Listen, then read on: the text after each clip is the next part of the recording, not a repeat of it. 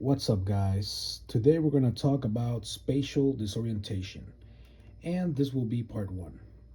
So let's start off with a short and simple definition of spatial disorientation. Spatial disorientation occurs when the body senses mislead the pilot, causing loss of orientation and flight. The body senses mislead the pilot, causing loss of orientation and flight. In simpler words, it means your body senses can give you false information about motion and position while flying. And to comprehend this a little bit better, let's take a look at this example. Example, flying through clouds without an instrument rating. So in this illustration, as I read, we have this aircraft that is flying through clouds. Now, if we do that, well, what we're going to be seeing is pretty much all white and gray because we're flying through the clouds, right?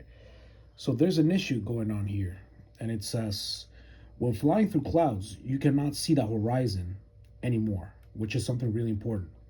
This can confuse you and make you think, am I climbing or descending?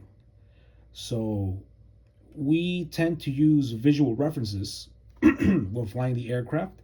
So it is easier when obviously not flying in the clouds to identify where the horizon is or where we are just by looking below, right? Or looking around us. We can tell where we are exactly. However, in this scenario where you can't tell really because everything just white and gray because you're in the clouds, and it gets worse because you don't even know if you're climbing or descending at a certain point because, again, there's no visual cues that can tell you, hey, you're here, or hey, you're descending or climbing, so do something about it. So whenever you find yourself in this situation, that means that you're experiencing spatial disorientation. Why? Because that's when the body's senses mislead the pilot, causing loss of orientation in flight. So flying through these clouds, there's going to be a point where you don't even know if you're descending or you're climbing. Why? Because there's no visual cues around you to help you out.